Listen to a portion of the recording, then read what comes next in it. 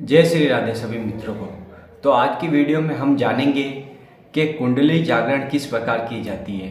मनुष्य अपने जीवन में जो शक्तियाँ होती है, कुंडली होती है, उसको कैसे जागृत करते हैं। तो सबसे पहले हमें यह समझना होगा कुंडली शक्ति क्या होती है, ये 7 चक्र क्या होते हैं, 7 चक्रों के नाम क्या है। तो पहले आप ये समझ लीजिए, पहला चक्र हो गया मूलाधार, दूसरा हो गया स्वादिष्ठान, तीसरा चक्र हो गया मणिपूरक, चौथा चक्र हो गया अनाहत, पांचवा चक्र हो गया विशुद्धि, छठा चक्र हो गया आज्ञा चक्र और सातवां चक्र हो गया सहस्त्रार चक्र। इन सातों चक्रों का जो भेदन कर देता है वो ब्रह्म स्वरूप हो जाता है, अर्थात वो सिद्धियों को प्राप्त कर लेता है और कुंडलिनी सभी जागृत कर लेता है और वो जो सिद्ध अवस्था होती है उसको प्राप्त हो जाता है और परमात्मा को प्राप्त कर लेता है। तो सबसे पहले हम यह जानेंगे कि कुंडली को जागृत कैसे किया जाता है। कुंडली जागृत करने के लिए आपको जो ये 7 चक्र हैं उन सबको भेदना पड़ेगा। मूलाधार चक्र जो है गुदा और जनेंद्री के बीच में होता है, ठीक है। और दूसरा हो गया स्वादिष्ठान चक्र, स्वादिष्ठान चक्र जनेंद्री के ठीक ऊपर होता है, ठीक है।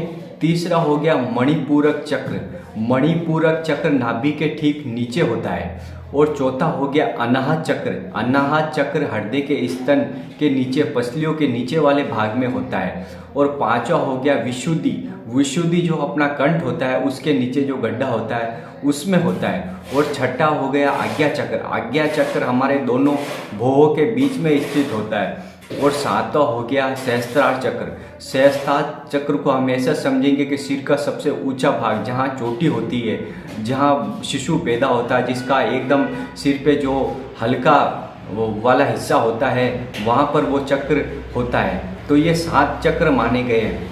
अब इसको जागरण किस प्रकार किया जा सकता है, तो जागरण के इसके बहुत से नियम हैं, बहुत से तरीके हैं। तो पहला मानना होगा आपके गुरु की आज्ञा के अनुसार। गुरु जो आपको मंत्र देते हैं आप उसका ध्यान करते हैं, योग करते हैं प्राणायाम के द्वारा। प्राणायाम के द्वारा आप जैसे दाएं हाथ के अंगूठे से अपनी बाएं हाथ की जो नासिका है उस छिद्र को बंद करके सांस का आवागमन बाहर छोड़ना और खींचना, एक नाक से सांस खींचना, दूसरे सांस से बाहर निकालना। तो ये प्राणायाम और योग जो ध्यान है, ध्यान विधि है, जैसे सिद्धासन हो गया और भी कई तरह के आसन है, ध्यान विधि हो गई जिसमें आप ध्यान में मगन है और अपने शरीर को पीड़ा हो रही है और आप कितनी देर तक उस मंत्र का जाप करें और ध्यान करें। जिस प्रकार वो एक एक चक्र का भेदन किया जाता है, पहले एक चक्र का भेदन होगा, उसके बाद में ये कुंडली है अपने शरीर के धीरे धीरे ऊपर उठती जाएगी, एक एक ऊपर उठेगी, तब आपको आत्मस्वरूप का ज्ञान होगा। उसके लिए आपको ये जरूरी है कि पहले आपका शरीर एकदम पवित्र होना चाहिए, मन एकदम शीतल होना चाहिए, बुद्धि आपकी शुद्ध होनी चाहिए। उसके लिए आपको क्या करना पड़ेगा, पहले तो आपको और एक मैं सरल विधि और भी बता देता हूँ। जैसे आप कुंडलिनी जागृत करना चाहते हो तो योग ध्यान प्राणायाम ये विधि तो है ही है। आप भगवान नाम जो ईश्वरीय शक्ति है, ब्रह्मांड में सबसे सर्वश्रेष्ठ और सबसे खतरनाक जो शक्ति है, ईश्वरीय शक्ति है, उसका नाम आप रटन करेंगे, जाप करेंगे तो ये जितनी भी शक्तियाँ हैं, देवीय शक्तियाँ हैं, वो आपके चरणों में लूटेगी। क्योंकि कोई भी योग और साधना और ईश्वरीय भक्ति के सामने ये कुंडलिनी शक्ति कुछ भी नहीं है। इन सब को पार जाने के लिए आपको नाम का सहारा लेना पड़ेगा। जैसे आप नाम का निरंतर अभ्यास करते हैं, कुंडलिनी शक्ति भी धीरे धीरे जागृत होने लगती है। और आप योग और प्राणायाम के द्वारा करना चाहते हैं तो आपको एक एक चक्र को जागृत करना पड़ेगा। सबसे पहले योग साधना कठिन करने, ध्यान में आपको 1 घंटे 2 घंटे 3 घंटे पद्मासन लगा के बैठना पड़ेगा, तब ये जाके कुंडलिनी शक्ति जो आपके शरीर में है वो जागृत होगी।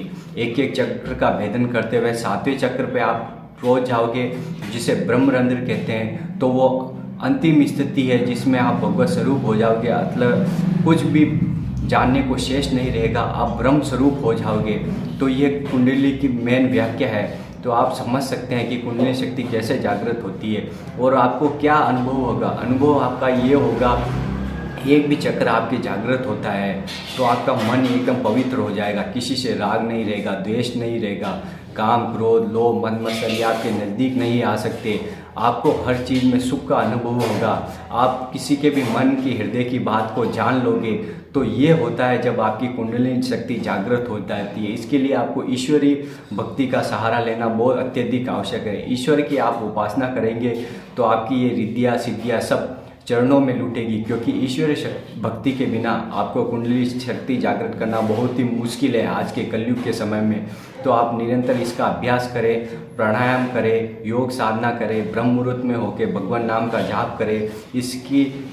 इस प्रकार आपको नियम से करने से आपकी कुंडली शक्ति जागृत हो जाएगी, ये यकीन मानिए। आपको ये वीडियो कैसा लगा? वीडियो पे लाइक कर दे, कमेंट कर दे, शेयर कर दे, और चैनल पे नए हैं तो चैनल को सब्सक्राइब जरूर कर दे, क्योंकि ऐसी इंपॉर्टेंट वीडियो हम आपके लिए लाते रहते हैं। जय श्री राधे सभी मित्रों।